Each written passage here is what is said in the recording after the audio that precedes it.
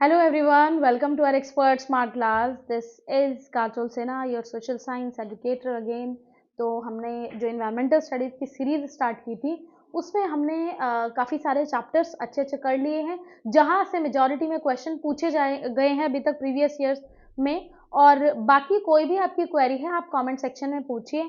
Environmental studies जिसमें कि geography और जनरल साइंस मेजॉरिटी में पूछा जाता है, और ये आपका जितने भी हमारे वनडे एग्जाम्स हैं उसके लिए जो जनरल साइंस होती है और ज्योग्राफी होती है वहां भी आपका ये उतना ही इंपॉर्टेंट है जितना कि आपका ईवीएस। अब देखिए ईवीएस क्या है, इन्वायरमेंटल स्टडी। ये बेसिकली आपने सुना होगा, जो हमारी एनसीईआरटी बुक होती है वही ईवीएस की जो बच्चों की बुक होती है वहीं से ही पेपर में क्वेश्चन आता है। अब ईवीएस यानी कि हम बच्चे इसमें कंफ्यूज हो जाते हैं कि पढ़े कहाँ से, क्योंकि पूरी पूरी बुक्स अगर हम पढ़ने जाए तो बहुत टाइम टेकिंग होगा, बहुत टाइम कंज्यूम होगा वहां पर। लेकिन यहाँ पर मैं आपके लिए हमारे चैनल पे जो स्पेशली मैं आपको एनसीईआरटी के इंपॉर्टेंट पॉइंट्स प्रोवाइड करवाती हूँ, ताकि आप हर जो भी टॉपिक है हमारा ईवीएस का और स्पेशली जो टीचिंग एग्जाम से पूछा जाता है तो वहां आप लैक ना करें, वहां कोई चीज मिस ना हो। ठीक है, तो एक एक पॉइंट वाइज चीजें हो रही है, और जितना कंटेंट है, ठीक है, जितना भी कंटेंट जहां से क्वेश्चन आ सकते हैं या आगे पॉसिबिलिटी है वहां से मैं कोशिश करती हूँ कि आपको उतना समझाऊं। और बाकी देखो, ऐसा नहीं है कि बिल्कुल आप सोचे कि सिर्फ वीडियो देखी और सब बस एग्जाम क्रैक हो गया, ऐसा भी नहीं होता। थोड़ा प्रैक्टिस भी करनी होती है। देखो आप यहाँ पे कंटेंट पढ़ रहे हो तो थोड़ा सा प्रैक्टिस क्वेश्चन और लगाया करो, तो उससे क्या रहेगा, उससे चीजें क्या रहेंगी आपकी और इजी हो जाएगी। मतलब आप एक टाइम आपका ऐसा आएगा जहां पर आपको लगेगा कि अब मैं बिल्कुल वेल प्रिपेयर्ड हूँ और अब मैं एग्जाम दे सकता हूँ या दे सकती हूँ। ठीक है, तो वीडियोस भी देखो और थोड़े थोड़े क्वेश्चंस भी आप लगा सकते हो। बाकी मैं कोशिश करूंगी आपको और ज्यादा एक ही मतलब एक ऐसी सीरीज बनाऊं और जिसमें कि मैं आपको प्रैक्टिस क्वेश्चंस अवेलेबल करवाऊं। ठीक है, तो आज का जो हमारा रहने वाला है वो है क्लास 15। ठीक है, ईवीएस की इससे पहले हम 14 क्लासेस कर चुके हैं जिसमें हमने इंपॉर्टेंट टॉपिक्स कर लिए। अगर आप नए हैं चैनल पे तो आप चैनल पे जाइए, विजिट करके वहां पर प्लेलिस्ट है इन्वायरमेंटल स्टडीज की, वहां आपको बाकी 14 क्लासेस मिल जाएगी और अपकमिंग क्लासेस मिल जाएगी। और बाकी सीडीपी चल रहा है हमारा, है ना, चाइल्ड डेवलपमेंट और मैथ्स रीजनिंग, जितने भी सब्जेक्ट है वनडे एग्जाम्स के, तो वहां पर सब कुछ आपको अवेलेबल हो जाएंगे, और वो भी सिंगल प्लेटफॉर्म पर फ्री ऑफ कॉस्ट। चलिए बात करते हैं, जो आज का टॉपिक है वो है तंतु से वस्त्र तक। देखो तंतु का मतलब होता है यहाँ पे फाइबर। ठीक है, कि फाइबर जो होता है वो कैसे, मतलब एक आप धागे से कपड़ा कैसे बनता है, मेनली ये टॉपिक है। अब आप कहोगे ये कैसा टॉपिक है, देखो ईवीएस में ऐसे ही टॉपिक होते हैं, क्योंकि ईवीएस ना छोटे बच्चों की बुक में से आता है, तो छोटे बच्चों की बुक में ये टॉपिक है, और ये जनरल साइंस का बेसिक एक टॉपिक है, बेसिक सा बिल्कुल। बहुत इसमें आपको रॉकेट साइंस लगानी नहीं है। ठीक है, तो इसमें क्या है, इसमें आपको जहां से पूछा जाता है वो हम समझ लेते हैं कि कैसे पढ़ना है। The thin strands of thread that we say, धागे की ये दिखाई देने वाली पतली लड़ियां, देखो ऐसे करके ना, ऐसे करके कुछ लड़ी आप देख सकते हो। ठीक है, धागे की लड़ियां, यहां पर ऐसे करके कुछ लड़ियां दिख रही है आपको, ये मैंने बना दी है और ज्यादा आपको हाईलाइट कर दिया जिससे आपको प्रॉपर दिखे। जो थिन स्ट्रैंड होती है ना धागे की, मतलब धागे की जो दिखाई देनी पतली लड़ियां है, और अधिक पतली लड़ियों से मिलकर बनी होती है, जिन्हें तंतु कहते हैं। मतलब कि जब ये जो धागे हैं, ये जो पतले पतले, ये जब आपस में मिल जाते हैं ना, मतलब आपस में मिलके, मान लीजिए 4-5 धागे आपस में मिलके एक धागा, मोटा धागा बनाएंगे, उसे हम क्या बोलते हैं, तंतु बोलते हैं, उसे हम क्या बोलते हैं, फाइबर्स। समझ में आई बात? मतलब कि बहुत पतला धागा आप मान लो, बहुत बारीक सा धागा, वो भी कैसे बनता है, वो जो बारीक सा धागा है, मतलब आपने अगर आप जो भी सूती कपड़ा पहनते हो या कोई भी कपड़ा पहनते हो तो आपका जैसे धागा निकल जाता है ना कपड़ों में से, तो वो धागा भी कैसे बनता है, वो और भी पतले पतले धागों से मिलकर बना हुआ फाइबर। यानी कि फाइबर बेसिकली क्या हो जाएगा, thin strands of thread that we see, यानी कि जो मेन धागा होता है उसके जो पतले पतले पतली पतली लड़ियां होती है वो किससे बनती है, made of still thinner strands called fibre. यानी कि जो धागा और भी पतले धागों से बनता है, उस पतले धागे को हम क्या बोलते हैं, बहुत बारीक धागे को, ठीक है, उसको हम बोलते हैं क्या, फाइबर। हिंदी में क्या बोलते हैं, तंतु। ठीक है, समझ में आया? एक बार और समझ लो, बहुत ही पतला, जो मैं कह रही हूँ कि बहुत ही पतली पतली जो लड़ी होती है उसको 3-4 पतली पतली लड़ियों को मिलाकर जो एक प्रॉपर धागा बनता है जिससे कपड़ा बनता है हमारा, तो वो धागा अलग हो जाएगा। और वो धागा किससे मिलके बना है, वो मिलके बना है तंतु से, फाइबर से। यानी कि फाइबर क्या है, थिनर। फाइबर क्या है, थिनर। थिन का मतलब क्या होता है, सबसे पतली। ठीक है, हिंदी में देख लो, धागे की ये दिखाई देने वाली पतली लड़ियां भी है और अधिक पतली लड़ियों से मिलकर बनी होती है, जिसे फाइबर या तंतु कहते हैं। क्लियर है इतनी बात? ठीक है, बहुत कंफ्यूज नहीं होना है। सिंपल सा टॉपिक है, इसको बिल्कुल ही सिंपल तरीके से करेंगे। अब हम बात करते हैं जैसे कि फाइबर, कुछ फाइबर कैसे हैं। अब देखो कुछ फाइबर की बात की जाए, the fibres of some fabric such as cotton, jute, silk and wool are obtained from plants and animals. देखो कुछ ऐसे फैब्रिक्स जो हमारे, देखो इन इन फैब्रिक से अक्सर लोग यूज बहुत करते हैं, जैसे कॉटन काफी यूज होता है इंडिया में, जूट यूज होता है, ठीक है, जूट मतलब जो है वो मोटा कपड़ा है, थिक है, और ये बोरे वगैरह के लिए यूज किया जाता है, और भी काफी सारी जगह में जूट का यूज है। सिल्क, रेशम का कपड़ा लोग यूज करते हैं, वुल तो है ही खैर सर्दियों के लिए।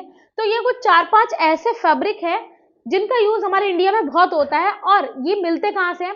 जैसे कि बात करें कॉटन कहाँ से आएगा भाई, कॉटन, ठीक है, कॉटन आएगा प्लांट से, ये लिख लो जो मैं बता रही हूँ, क्योंकि ये डायरेक्ट क्वेश्चन पूछे जा चुके हैं प्रीवियस ईयर्स में। अब देखो कॉटन आएगा प्लांट से, जूट, जूट भी कहाँ से आएगा, प्लांट्स, ठीक है, जूट हम कहाँ से ऑब्टेन करेंगे, प्लांट्स। सिल्क, सिल्क एनिमल से, ठीक है, एनिमल, रेशम के जो कीड़े होते हैं आगे पढ़ेंगे हम।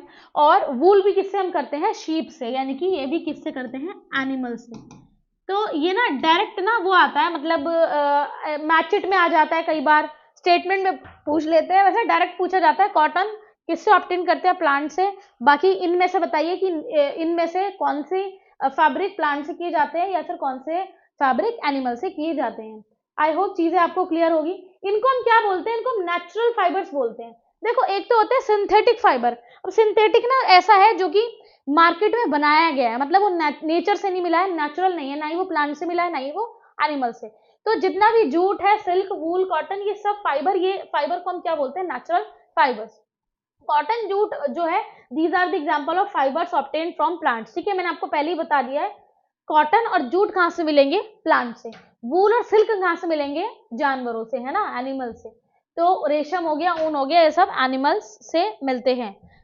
अब बात करते हैं, for thousand of years natural fibres were the only ones available for making fabrics. मतलब हजारों साल तक ये था कि भाई जो वस्त्र निर्माण है उसके लिए केवल जो नेचुरल फाइबर्स होते हैं उन्हीं का यूज किया जाए, ठीक है।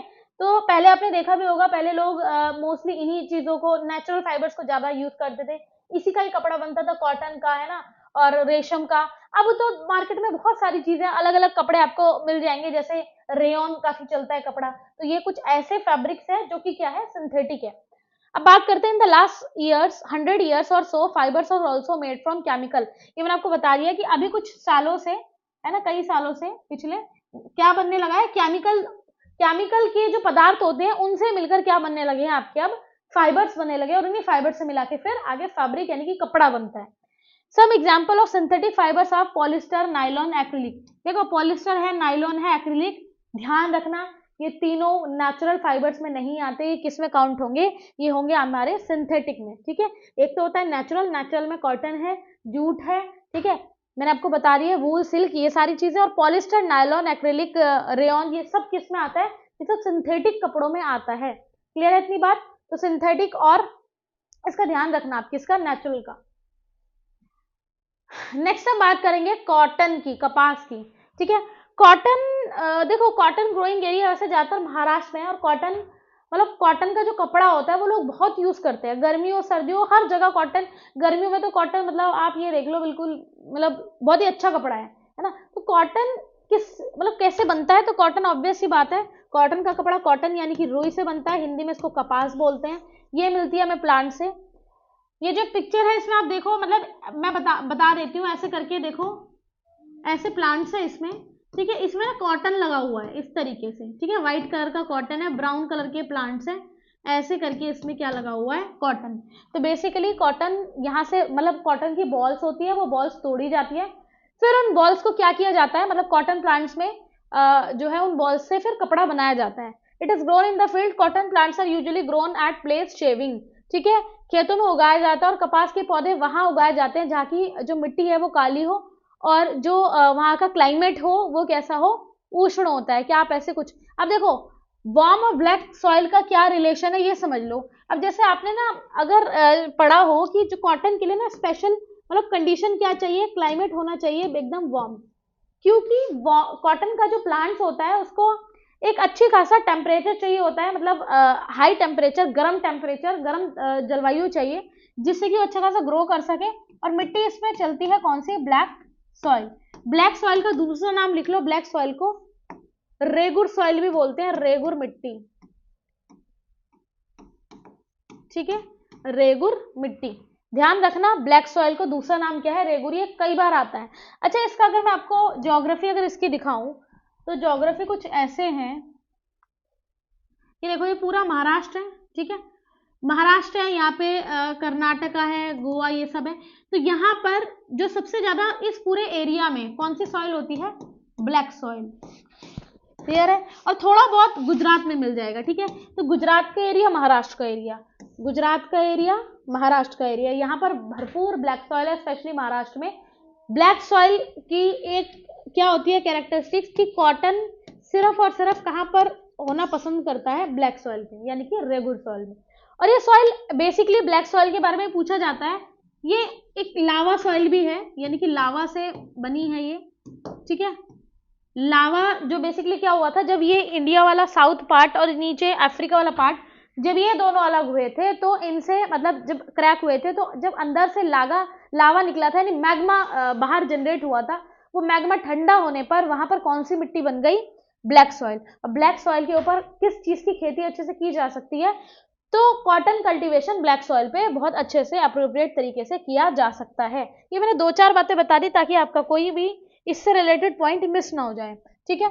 तो ये हो गया ब्लैक सॉइल और वार्म क्लाइमेट के बारे में। अच्छा, can you name some states of a country where cotton, मैंने आपको बता दिया कौन से स्टेट है, महाराष्ट्र है, गुजरात है, कर्नाटका है। तो यहाँ पर जो है कॉटन बॉल्स मतलब कॉटन प्लांट्स बहुत ज्यादा कल्टीवेट किए जाते हैं। Fruits of the cotton plant, cotton balls are about the size of lemon, जैसा देखो नींबू का साइज होता है वैसे ही कुछ साइज होता है किसका, कॉटन बॉल्स का। क्लियर है इतनी बात। तो कॉटन बॉल से कॉटन बनाई जाती है और उसी कॉटन से फिर आगे कपड़ा बनाया जाता है, जिसे हम सूती कपड़ा या कॉटन फैब्रिक्स कहते हैं। क्लियर है इतनी बात। तो ये 2-4 चीजें आप ऐसे करके नोट करते रहा करो। चलो आगे बढ़ते हैं। अब देखो इन बॉल से क्या होता है, प्रोसेस समझ लो। From these balls cotton is usually picked by hand, fibres are then separated from the seeds by combing, this process is called ginning of cotton. देखो ऐसे करके ये बॉल्स हैं, ठीक है, ये बॉल्स हैं। बॉल्स में से क्या है, फाइबर्स, फाइबर्स का मतलब ऐसे करके, ठीक है, छोटे छोटे ऐसे निकाले जाएंगे फाइबर्स, ठीक है। बॉल्स में से फाइबर निकाले जाएंगे, सेपरेट किए जाएंगे, मतलब जो इनके बीज होते हैं कॉम्ब करके, मतलब कॉम्ब, इसकी भी कॉम्ब की एक मशीन होती है, तो कॉम्ब करके ऐसे करके निकाले जाते हैं। इस पूरे प्रोसेस को क्या बोलते हैं, गिनिंग ऑफ कॉटन। यानी कि जब कॉटन बॉल्स में से क्या किया जाता है, फाइबर्स को सेपरेट किया जाता है, तब ये हम कॉम्बिंग के थ्रू करते हैं और ये पूरी प्रोसेस को हम बोलते हैं गिनिंग, ठीक है। कपास ओटना इंग्लिश में बोलते हैं। क्लियर है इतनी बात कि जब हम फाइबर को इसमें से सीड में से सेपरेट कर रहे हैं। तो ये सारी कॉटन बॉल्स है, कॉटन बॉल्स में से क्या है, इस तरीके से फाइबर निकाला जा रहा है। पूरा प्रोसेस क्या है, ये पूरा प्रोसेस है हमारा गिनिंग। क्लियर, ठीक है। तो गिनिंग एक प्रोसेस, मतलब कई बार एग्जाम में आता है, तो गिनिंग पढ़ लिया आपने कि गिनिंग में क्या क्या चीजें जो है वो इंक्लूडेड रहती है। नेक्स्ट हम बात करते हैं जूट के बारे में। तो जूट देखो, जो हमारा ये कोलकाता साइड है, ठीक है, कोलकाता हो गया, वेस्ट बंगाल, बांग्लादेश, यहाँ पर तो मतलब जूट का इतना मतलब प्रोडक्शन है ना, जूट का प्रोडक्शन होने की वजह से जूट का रेट भी वहाँ हल्का है और कम है, और वहाँ पे चीजें भी आपको मेजॉरिटी में जूट से रिलेटेड मिल जाएगी। जूट के बोरे, जूट के टोकरे, यानी कि जूट की बहुत सारी मैन्युफैक्चरिंग होती है। कहाँ पर, वेस्ट बंगाल, बांग्लादेश, कोलकाता में आपको बहुत सारी चीजें जूट से रिलेटेड मिल जाएगी। और इंडिया में भी आपको पता ही है कि वहां से जब मतलब इंडिया में बांग्लादेश से एक्सपोर्ट किया जाता है, और वेस्ट बंगाल तो खैर हमारा अपना है ही। तो इस तरीके से जूट का काफी ज्यादा यूसेज है, स्पेशली वेस्टर्न पार्ट में, है ना, और बाकी पूरे इंडिया में भी।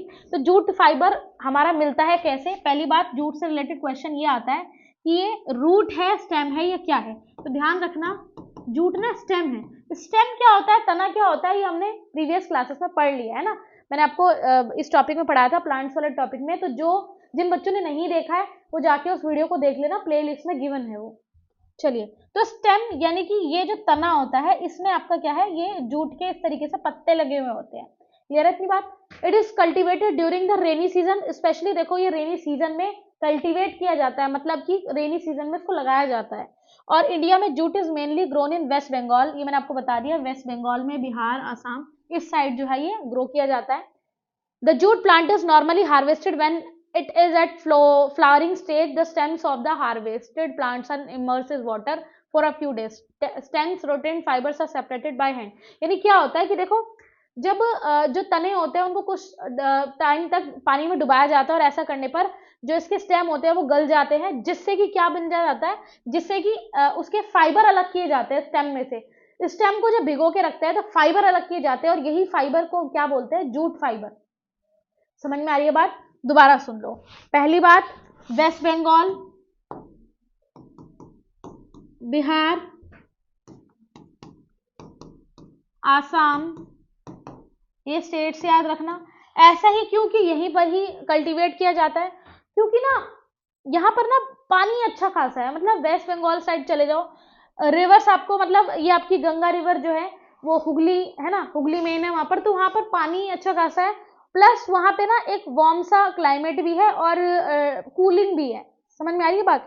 यानी कि पानी की अवेलेबिलिटी, यानी कि वाटर अवेलेबिलिटी ज्यादा है, मॉइस्चर अच्छा खासा है, क्लाइमेट वार्म है, तो ये सब अप्रोप्रिएट क्लाइमेटिक कंडीशन होने के बाद, मतलब ये सब चीजें होते हुए वहां पर जूट का ज्यादा मैन्युफैक्चरिंग नहीं, मतलब कल्टीवेशन होता है। ठीक है, तो ध्यान रखना। इसलिए हमारे इधर वेस्टर्न साइड में इसलिए नहीं होता क्योंकि हमारा वेस्टर्न साइड में उतना ज्यादा मॉइस्चर नहीं है, ठीक है, जितना ईस्टर्न साइड में। ईस्टर्न साइड में चारों ओर नदी ही है, इसलिए वहां का जो है क्लाइमेट ही कूल वाला है, मतलब नमी है ना, मॉइस्चर है क्लाइमेट में। ये खासियत है कि जूट को पानी अच्छा खासा चाहिए, मतलब जूट कल्टीवेशन के लिए। ठीक है, उसके बाद जूट इज नॉर्मली, अब देखो इसको ना बोया जाता है रेनी सीजन में। मैंने आपको बताया अभी कि रेनी सीजन में इसलिए बोया जाता है क्योंकि ये वाटर कंटेंट ज्यादा लेता है, यानी कि होता ही पानी में है, तो इसलिए इसको वही ग्रो किया जाता है, मतलब उसी रेनी सीजन में, और इसको हार्वेस्ट किया जाता है रेनी सीजन के बाद में। और स्पेशली जब इसके जो है स्टेम निकल आते हैं अच्छे से, जो है बड़े हो जाते हैं स्टेम। ठीक है, इसको फिर कुछ दिन तक पानी में भिगोया जाता है और पानी में भिगोने के बाद इसमें से फाइबर सेपरेट कर लेते हैं हाथों से, और यही जो फाइबर होता है इसी हम क्या बोलते हैं, जूट फाइबर। क्लियर है इतनी बात? तो जूट फाइबर समझ में आ गया आपको। ये नेचुरल फाइबर है, प्लांट से मिलता है। क्लियर है इतनी बात? ठीक है, और फाइबर वाले उसमें आता है ये जूट फाइबर प्लांटेशन। चलिए हम नेक्स्ट बात करते हैं, स्पिनिंग कॉटन यार्न, सूती धागे की कताई कैसे करते हैं। The process of making yarn from fibres is called spinning. अब देखो यार्न क्या होता है, यार्न होता है प्रॉपर धागा। यार्न का मतलब क्या है यहाँ पर, धागा, और धागा बनता कैसे, फाइबर से, यानी तंतु से। यानी the process of making yarn from fibres are called spinning.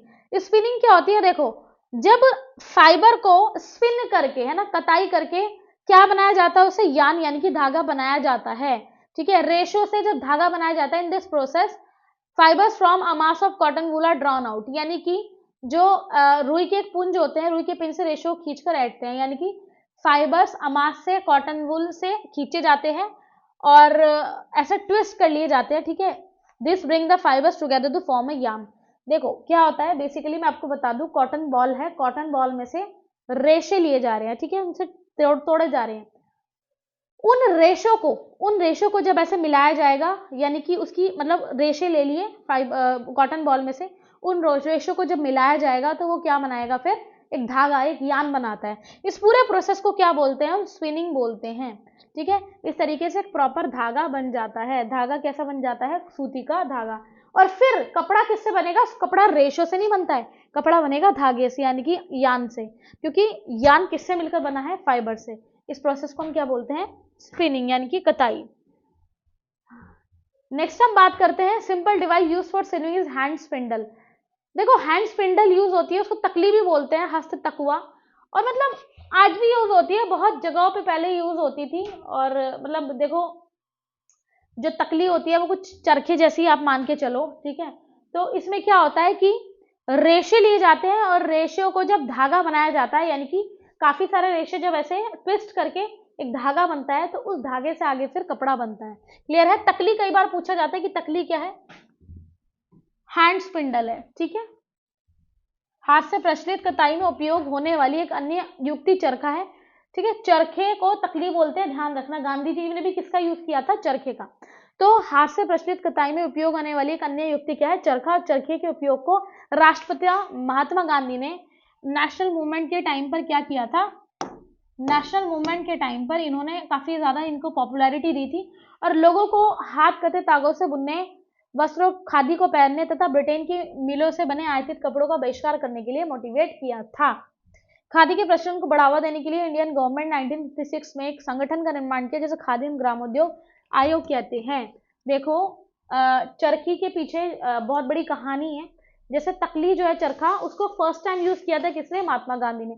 Mahatma Gandhi ji का मानना यह था कि अगर हम जो चीजें इंडिया में बना सकते हैं वो हम बाहर से इंपोर्ट क्यों करें, यानी कि भाई जब ये काम महात्मा गांधी कर रहे थे उस टाइम यहाँ पे ब्रिटेन गवर्नमेंट थी और ब्रिटिश की गवर्नमेंट क्या करती थी, अपना जो सारा मतलब मैन्युफैक्चरिंग का सारा सामान होता था और फिनिश गुड्स होता था वो कपड़े लाके हमें बेचती थी और हम बाहर से क्या करते थे, बाहर के कपड़े उनके वहाँ के कपड़े पहनते थे और अच्छे रेट में हम उनको खरीदते थे। यानी कि कहने का मतलब हम बाहर का सामान यूज करते थे, ब्रिटेन वालों का स्पेशली, जिनके हम गुलाम थे, आज हमें गुलाम बनाया गया था। तो गांधी जी ने कहा कि अगर हमें गुलामी से आजादी पानी है, अगर हमें इनका विरोध करना है, हमें इनको भगाना है अपने देश से, तो हमें सबसे पहले तो ना इंडिपेंडेंस लेने के लिए इनकी जो चीजें हैं जो हमारे इंडिया में बिक रही है उसको हम क्या करें, उसको बॉयकॉट कर दे। बॉयकॉट करने का मतलब कि हम पहने ही ना, हम इनकी चीजों को यूज ही ना करें, खरीदे ही ना, हम अपना जो है स्वदेशी बनाएंगे, है ना, स्वदेशी आपने वर्ड सुना होगा, तो हम खुद के देश में बनाएंगे। तो इसलिए इन्होंने क्या किया था, चरखे का आविष्कार किया और चरखे के ऊपर काम किया, खादी बनाने का काम किया। और आज भी आप देख लो 1956 में इसी चीज को प्रमोट करते हुए इंडियन गवर्नमेंट ने क्या किया, इंडियन गवर्नमेंट ने खादी और विलेज इंडस्ट्रीज जो है कमीशन स्पेशली बना दिया 1956 में। और आज भी आप देख लो कि हर शहर में आपको खादी का शोरूम मिल जाएगा, खादी के कपड़े गांधी आश्रम मिल जाएंगे। ये काफी मतलब अच्छे अच्छे शहर में तो है ही, सारे शहरों में जब मेजोरिटी में धीरे धीरे आ ही रहे हैं।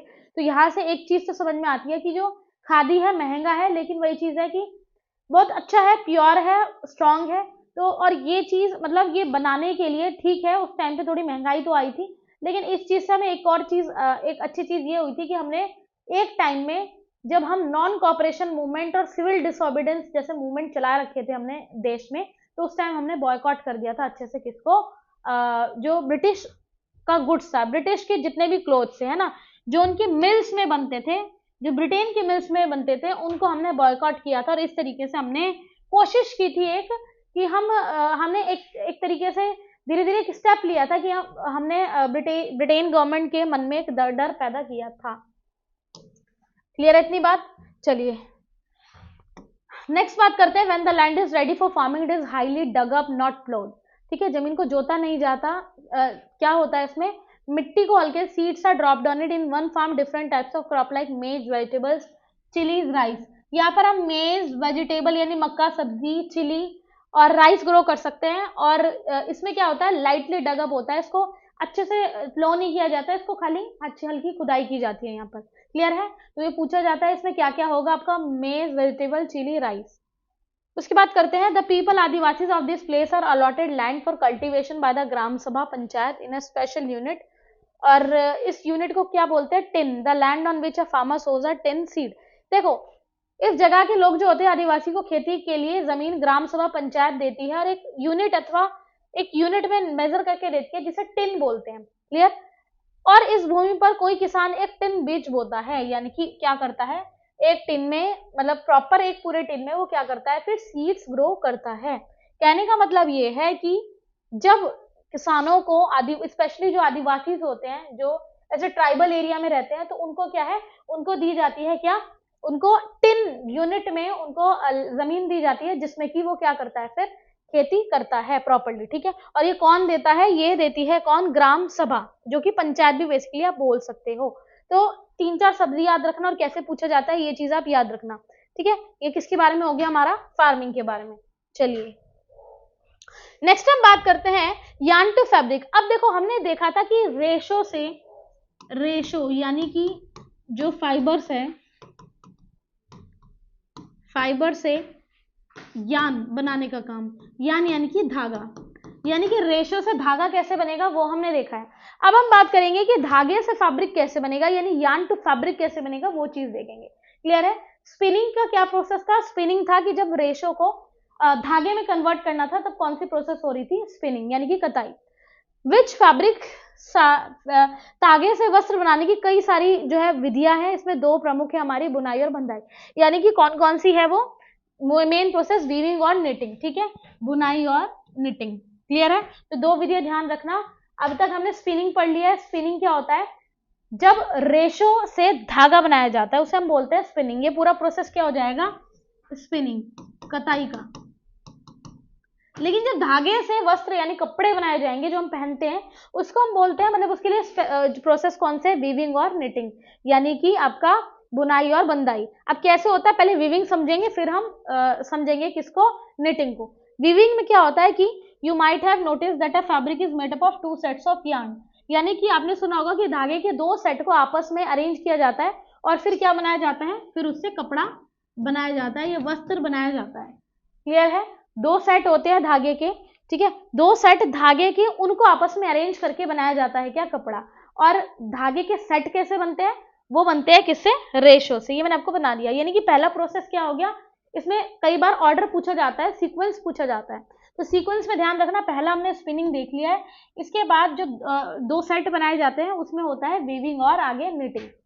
अब इसमें क्या है, वस्त्रों की जो बुनाई है वो कर्गों पर की जाती है, यानी कि देखो स्पेशली करगा क्या है, करगे मशीन होते हैं, यानी कि the process of arranging 2 sets of yarn together to make a fabric is called weaving. Weaving क्या होता है कि जब 2 सेट यानी कि धागे के जो 2 सेट है उन्हें अरेंज किया जाता है और फिर उनकी बुनाई की जाती है, यानी कि उनको जोड़ा जाता है, उनकी बुनाई की जाती है, तो उसे हम क्या बोलते हैं, उसे हम बोलते हैं वीविंग, ठीक है। धागे के 2 सेट, ध्यान रखना, ये भी पूछा जा चुका है पहले एग्जाम्स में कि कितने सेट्स को, धागे के 2 सेट्स को अरेंज करके जोड़ा जाता है, जिसे हम क्या बोलते हैं, बुनाई या फिर weaving. Weaving of fabric is done on looms. अब देखो ऑन लूम्स मैंने आपको बता दिया, ऑन लूम्स क्या होता है, ये कुछ स्पेशल मशीनें हैं और ये लूम्स आर इधर, ये कैसे ऑपरेट होती है, बिजली से चलने वाली मशीनें। कुछ होती है जो क्या होती है, हाथों से चलने वाली मशीनें। पहले तो देखो सब कुछ हैंड उसमें ही था, मतलब हैंड लूम में ही था, क्योंकि हाथों से ही सब कुछ होता था, ठीक है। तो पहले जो मशीनें थी वीविंग की वो हाथों वाली थी, लेकिन अब जो है, अब जैसे कि मॉडर्निटी ज़्यादा आ गई है, तो अब जो है पावर ऑपरेटेड है, यानी कि बिजली से चलने वाली मशीनों से क्या की जाती है, वीविंग। और आज के टाइम में तो देखो मैन्युफैक्चरिंग इंडस्ट्रीज इतनी बढ़ चुकी है कि वहाँ पर हाथों से तो अब हाथों वाला काम तो खत्म ही हो गया है, मतलब मेजोरिटी में अब जो है वो सारी मशीन से वीविंग होती है। अब कोई भी कपड़ा ले लो, सब कुछ मशीनों से आज बनाया जा रहा है, क्लियर है इतनी बात। तो ये मैंने आपको किसके बारे में बताया, ये बताया आपको जो ऑनलूम्स होते हैं, ठीक है। तो ऑनलूम्स यानी कि हाथों वाली मशीन हो गई, और स्पेशली हमारी कौन सी हो गई, पावर ऑपरेटेड। तो ये किसके बारे में बता दिया हमने, वीविंग के बारे में। दोबारा देखिए एक बार, ध्यान रखना, पहला प्रोसेस क्या होता है, रेशा, रेशा बनाना। रेशा कैसे बनता है, फाइबर कैसे बनता है, कॉटन बॉल्स में से पहले रेशा निकाला जाता है, पतले पतले रेशे निकाले जाते हैं, फिर उन रेशों को मिक्स किया जाता है, उनको कंबाइन किया जाता है, फिर धागे बनाए जाते हैं जिसे हम स्पिनिंग बोलते हैं। फिर उन धागों के 2 सेट बनाए जाते हैं, उनको क्या किया जाता है, बांधा जाता है, जिसे हम वीविंग बोलते हैं। तो ये हमने वीविंग का प्रोसेस समझ लिया। वीविंग कौन से मशीन्स पर होती है, वीविंग होती है ऑनलूम्स पर। ऑनलूम्स कैसे हो सकते हैं, या तो हाथों वाले हो सकते हैं या फिर पावर ऑपरेटेड हो सकते हैं, क्लियर है इतनी बात। चलिए नेक्स्ट हम देखते हैं हिस्ट्री ऑफ क्लोथिंग मटेरियल, यानी कि वस्त्र साम। देखो क्लोथिंग मटेरियल का हिस्ट्री, मतलब इसमें कैसे आपको पढ़ना है, कैसे आता है वो देख लो। बिगनिंग में क्या होता था, people use to cover their bodies with bark of trees. देखो बार्क से कवर करते थे, तो आपको पता ही है, पत्तियों से, और जो मतलब पेड़ों की छाल होती थी उनसे अपनी बॉडी कवर करते थे, बड़े बड़े पत्ते होते थे, क्योंकि पहले के लोगों को कपड़े का तो पता नहीं था। देखो पहले तो लोग ऐसे ही विदाउट क्लोथ, विदाउट मतलब पूरा ऐसे ही नेक्ड ही घूमते थे, लेकिन जब ये चीज़ें मतलब लोगों को थोड़ा सेंस आया, थोड़ा सा सेंसिबल हो गए, तो उन्होंने फिर पत्तों से, पेड़ों की छालों से ढकना शुरू कर दिया खुद को, ठीक है। और फिर धीरे धीरे उन्हें ऐसी रिक्वायरमेंट हुई कि हाँ भैया कुछ तो होना चाहिए, कपड़ा होना चाहिए, तो इस तरीके से वो धीरे धीरे कपड़ों की तरफ उनकी जो इन्वेंशन है वो बढ़ता गया, ठीक है। चलिए, after people began to settle in agricultural communities, they learned to weave twigs and grass into mats and basket। धीरे धीरे क्या हुआ कि जब वो एग्रीकल्चर डिपार्टमेंट में गए, धीरे धीरे जब उन्हें एग्रीकल्चर का पता लगा, तो उन्होंने क्या किया, जो पतली पतली टहनी होती है और घास को, इनसे बनकर चटाइयाँ बनाई, टोकरी बनाई। तो ये सारी चीज़ें, मतलब देखो कितनी, आप ये सोचो कि कितना टाइम लगा है। आज जो हमारे पास चीज़ें इतनी आसानी से हमें अवेलेबल हो रही है, हर चीज़ की सुविधा हमारे पास है, या हर डिमांड की चीज़ें हमारे पास है, तो वो इन लोगों की बदौलत है कि इन्होंने इन्वेंशन किया और धीरे धीरे चीज़ों को जनरेट किया, जिससे कि वो आज हमें हमारे लिए इतनी यूजफुल हो पा रही है। वाइन्स एनिमल्स फ्लीस और hair were twisted together into long strands.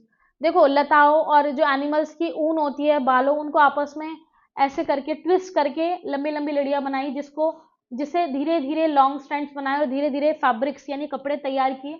और पहले क्या होता था, जो शुरू के इंडियंस थे, they wore fabrics made out of cotton that grew in the regions near the river Ganga. पहले क्या होता था, जो लोग हैं वो कॉटन का जो फैब्रिक है वही बनाते थे, जो कि गंगा के निकट मतलब खेती की जाती थी ना, क्योंकि ऑब्वियस सी बात है पहले मेजर सोर्स जो था एग्रीकल्चर का वो गंगा रिवर ही थी, है ना। गंगा थी इंडस्ट्री, लेकिन गंगा पे ज्यादा लोग बिलीव करते थे और आज भी करते हैं, तो वही इसलिए स्पेशली वहाँ पे एग्रीकल्चर होता था, और इसीलिए गंगा के आसपास इंडस वैली सिविलाइजेशन बसी।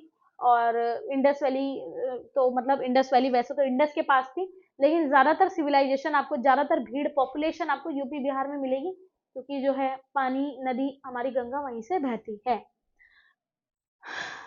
तो इस तरीके से लोगों ने कैसे करके कपड़ा बनाना शुरू किया, ये मैंने पूरी हिस्ट्री आपको बता दी है। क्लियर है बात? चलिए नेक्स्ट हम बात करते हैं आइडेंटिफाई द यान। आपको पहचानना है ये यान कौन सा है, ये धागा कौन सा है। तो कैरेक्टरिस्टिक्स आपसे स्टेटमेंट पूछे जाते हैं क्वेश्चन में, वो आपको पहचानने हैं। If these are cotton yarn they burn but do not shrink और मेल्ट। देखो अगर आपको ना कॉटन की पहचान करनी हुई, तो कॉटन के लिए अगर आपको देखना हो कि ये कॉटन का कपड़ा या कॉटन का धागा है या नहीं है, तो ये ना क्या करते हैं, जल जाते हैं। अगर हम इनको आग के सामने रखें तो दे burn but do not shrink और मेल्ट। ये जल जरूर जाते हैं, कॉटन जल जाता है, लेकिन वो श्रिंक नहीं होता। श्रिंक का मतलब सिकुड़ता नहीं है या पिघलता नहीं है। पिघलना इन द सेंस कि जो धागा है या कपड़ा है वो गलता नहीं है। तो ये कॉटन के कपड़े की मैंने आपको पहचान बता दी, आ जाता है स्टेटमेंट में, आता है कई बार क्वेश्चन में, ठीक है। The burning yarn gives an odour similar to burning paper. जो जलता हुआ धागा है वो कैसी स्मेल देता है, जैसे कि एक पेपर जलता है ना, पेपर जलने पे जैसे स्मेल आती है, वैसा ही कुछ ऑर्डर किसका होता है, बर्निंग यार्न का, जलते हुए धागे का। अब सिल्क यार्न जो होता है, सिल्क का धागा क्या करता है, the silk yarn shrinks away from the flame and Burns but does not melt. देखो सिल्क की पहचान क्या है, अगर आपको पहचान करनी है सिल्क है कि नहीं, तो ये क्या करता है, ये श्रिंक हो जाता है। श्रिंक का मतलब सिकुड़ जाता है, ठीक है, जलाने पर क्या हो जाएगा, सिकुड़ जाएगा। कॉटन की अगर पहचान करनी है, तो कॉटन के लिए क्या आइडेंटिफिकेशन होगी इसका क्या कैरेक्टरिस्टिक है कि ये सिकुड़ेगा नहीं, ये सिर्फ नॉर्मली जल जाएगा, ये श्रिंक नहीं होगा, डू नॉट श्रिंक, ठीक है। It has the odour of charred meat, ठीक है। चार्ड मीट का मतलब क्या होता है कि जैसे मीट से जला हुआ मीट होता है ना, मतलब बॉन्ड मीट, उससे जैसी स्मेल आती है, वैसी कुछ आएगी किसमें से, रेशम की उसमें से। The wool yarn also shrinks and burn but does not melt. अब देखो डज नॉट मेल्ट का मतलब कि जो वूल, जो हमारा ऊनी होता है, वो क्या होता है, श्रिंक हो जाता है, जल जाता है, लेकिन मेल्ट नहीं होता। ये किसकी बात हो गई, वूल की। Next, it has a strong odour of burning hair. अब देखो वूल को जब जलाओ तो उसमें से कैसी स्मेल आएगी, बिल्कुल सेम ऐसी आएगी लाइक अ बर्निंग हेयर, है ना। जैसे कि कैसे होती है, बर्निंग हेयर की ऑर्डर होती है, जले हुए बालों की, बाल जब जलते हैं मतलब, ठीक है। ये मैंने किसकी बता दी, वूल की। और सिंथेटिक यार्न्स का मतलब क्या है, सिंथेटिक कपड़े को जब आप जलाओगे तो श्रिंक हो जाएगा, मतलब सिकुड़ जाएगा, जल जाएगा, मेल्ट नहीं होगा। They also melt and give out an odour similar to burning plastic. जब आप सिंथेटिक को जलाओगे तो जैसे प्लास्टिक में से खुशबू आती है, जला मतलब स्मेल आती है, वैसी ही स्मेल किसमें से आएगी, आपके सिंथेटिक कपड़े को जलाने पर। दोबारा से एक बार चीजें देख लो ताकि एक एक पॉइंट क्लियर रहे। देखो कॉटन को जब जलाएंगे तो श्रिंक नहीं होगा, मेल्ट नहीं होगा, सिर्फ जल जाएगा, ठीक है। सिल्क को जलाएंगे श्रिंक हो जाएगा, और वूल को जलाओगे श्रिंक हो जाएगा, और आपका सिंथेटिक को जलाओगे ये भी श्रिंक हो जाएगा, और इसमें से जो स्मेल आएगी वो ऐसी आएगी जैसी कैसे आती है, प्लास्टिक जलने पर जो स्मेल आती है, ठीक है। तो आई होप ये चीजें आपको क्लियर होगी। अब जरा क्वेश्चन पे आ जाते हैं, कैसे क्वेश्चन पूछे जाते हैं।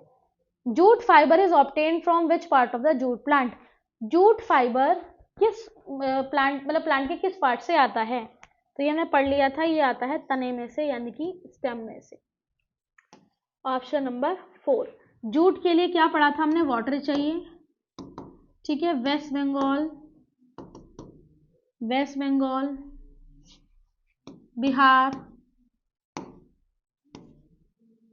Waste Bengal,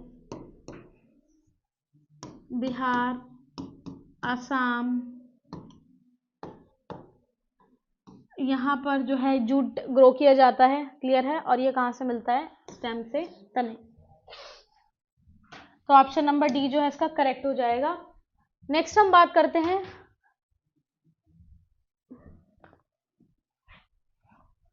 identify the fabric. चलिए मैं एक स्टेटमेंट आपको दे देती हूँ। स्टेटमेंट है कि एक ऐसा कपड़ा है, इस क्वेश्चन में थोड़ी सी मिस्टेक रह गई है। क्वेश्चन स्टेटमेंट है आपका कि the cloth which do not shrink, ऐसा कपड़ा जो सिकुड़ता नहीं है, तो पहचानो क्या है वो। तो इसमें से ऑप्शन नंबर 2 यानी कि कॉटन हो जाएगा, ठीक है। क्योंकि सूती कपड़ा जो है वो सिकुड़ता नहीं है, सूती को छोड़कर सिल्क, पॉलिस्टर, रेयॉन, ये सारे कपड़े सिकुड़ जाएंगे। पॉलिस्टर और रेयॉन कैसे हैं, पॉलिस्टर और रेयॉन ये दोनों क्या है, सिंथेटिक है। और सूती जो कॉटन है वो प्लांट नेचुरल फाइबर है, क्योंकि ये प्लांट से ऑब्टेन किया जाता है। प्लस सिल्क भी नेचुरल फाइबर है, because it is obtain from silk insect, जो सिल्क के कीड़े होते हैं उससे ऑब्टेन किया जाता है। तो ऑप्शन इसका कौन सा हो जाएगा, ऑप्शन 2 इसका बिल्कुल करेक्ट हो जाएगा। सेकेंड ऑप्शन कॉटन, यहाँ पर थर्ड है, थोड़ा सा मिस्टेक हो गई बट कोई बात नहीं। थर्ड ऑप्शन हिंदी में, इंग्लिश में सेकेंड। नेक्स्ट क्वेश्चन है which type of soil is found in most of the area of Maharashtra. Maharashtra में कौन सी सॉइल ग्रो की जाती है, रेगुड़ सॉइल, ऑप्शन नंबर 1। रेगुड़ का दूसरा नाम लिख लो ब्लैक सॉइल, जिसे कि हम काली मिट्टी बोलते हैं, ठीक है, काली मिट्टी। और ये स्पेशली कहाँ पे होती है, मतलब किसके ग्रो के लिए होती है, ये कॉटन, कपास के लिए सबसे अच्छी होती है, क्लियर, ठीक है। ये मैंने आपको बता दिया था, महाराष्ट्र में सबसे ज्यादा ये ग्रो की जाती है, क्लियर है। और इसको लावा मिट्टी भी बोलते हैं, है ना, लावा सॉइल, मैग्मा से मिलकर, मतलब मैग्मा के ठंडे होने पर ये बनती है, clear. Next question, what is the process of making yarn from fibre is called.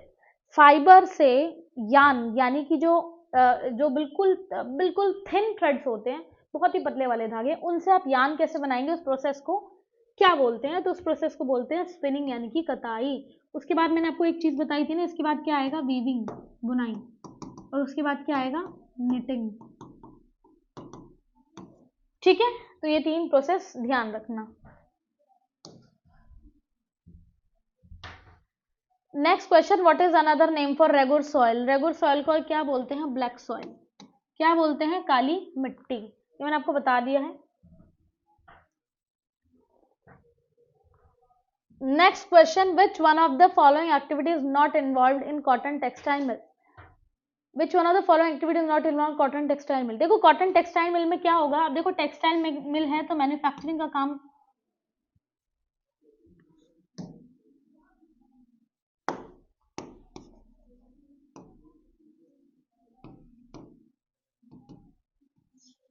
Manufacturing मिल में क्या होगा, पहला प्रोसेस होगा स्पिनिंग,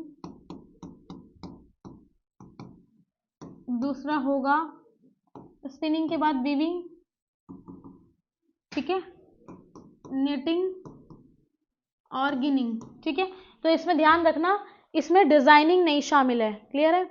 डिजाइनिंग इसका जो है ऑप्शन नंबर 3 जो है वो इनकरेक्ट हो जाएगा, option number 3 will be incorrect. तो क्वेश्चन नंबर 7 का होगा ऑप्शन नंबर डी। तो ये थे हमारे ओवरऑल क्वेश्चंस जो किससे रिलेटेड थे, हमारे फाइबर वाले चैप्टर में।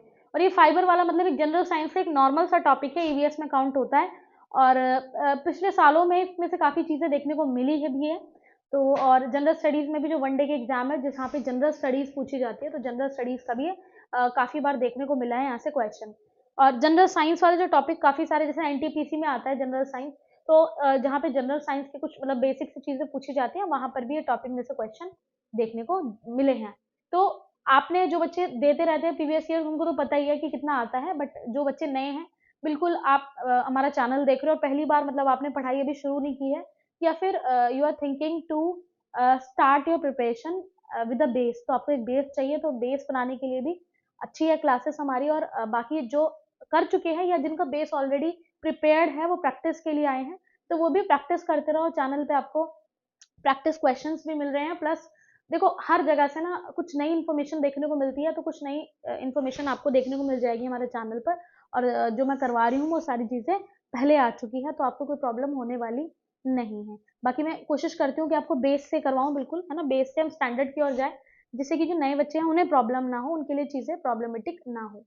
तो जो है मिलते हैं नेक्स्ट क्लास में, हमारी क्लास 16 रहेगी, और कुछ क्लासेस में ही ईवीएस फिनिश हो जाएगी, क्योंकि ईवीएस के अंदर हम बेसिकली क्या करते हैं, ईवीएस में हमने जितने इंपॉर्टेंट टॉपिक्स कवर करने थे वो हमने कर लिए हैं।